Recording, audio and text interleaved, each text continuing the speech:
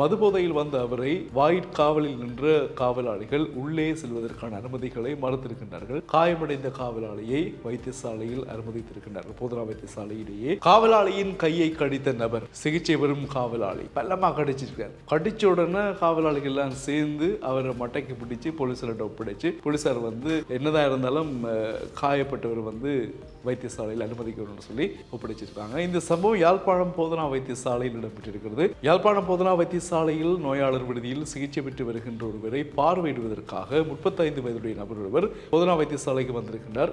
அவர் மதுபோதையில் வந்திருப்பதாக அறிய முடிகிறது. மதுபோதையில் வந்த அவரை வாயிற்காவலில் நின்ற காவலாளிகள் உள்ளே செல்வதற்கான அனுமதிகளை மறுத்திருக்கின்றார்கள். மதுபோதையில் வந்தபடியால் உள்ளே செல்ல முடியாது என்று மறுத்த பொழுது அதை மீறி அந்த காவலாளியின் கையை பலமாக கடித்திருக்கின்றார் வந்த நபர். உடனடியாக காயமடைந்த அந்த நபரை காவலாளிகள் எல்லோரும் கடித்தவரையும் பிடித்து அவரை போலீசாரிடம் ஒப்படைத்திருக்கின்றார்கள். காயமடைந்த காவலாளியை வைத்தியசாலையில் அனுமதித்திருக்கின்றார்கள். போதனா வைத்தியசாலையிலேயே அவரும் அனுமதிக்கப்பட்டு சிகிச்சைகள் மேற்கொள்ளப்பட்டு வருகின்றன. இந்த சம்பவம் யாழ்ப்பாணம் போதனா வைத்தியசாலையில் இடம்பெற்றிருக்கிறது. இந்த சம்பவத்தோடு நாங்கள் பார்க்கையில் யாழ்ப்பாணம் போதனா வைத்தியசாலையில் அண்மை நாட்களாக மதுபானம் அருந்தி உட்செல்லுகின்றவர்கள் அதிகமாக இருக்கிறார்கள் என்ற விடயங்கள் காவலாளிகளால் சொல்லப்பட்ட விடயங்கள். இவ்வாறு வைத்தியசாலைக்கு நோயாளர்களை பார்வையிட செல்லுகின்றவர்கள் ஏன் மதுபோதையில் செல்லுகிறீர்கள் என்ற ஒரு கேள்வி எழுகிறது இல்லையா?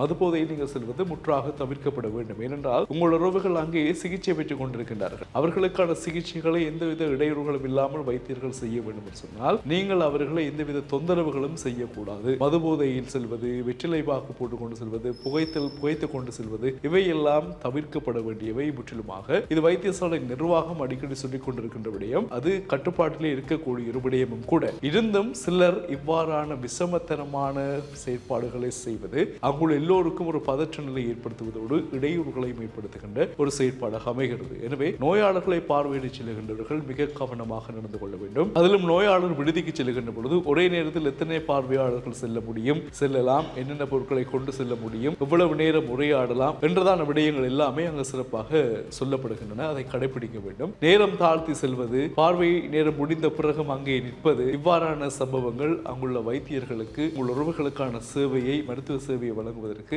ஒரு இடையூறாக இருப்பது என்பது உண்மையான விடயம். எனவே இதை கருத்தில் கொண்டு வைத்தியசாலைக்கு நோயாளர்களை பார்வையிட செல்கின்றவர்கள் செயற்படுமாறு நாங்களும் பிரியமாக கேட்டுக்கொள்கிறோம். இந்த சம்பவம் யாழ்ப்பாணம் போதனா வைத்தியசாலையில் இன்று இடம்பெற்றிருக்கிறது.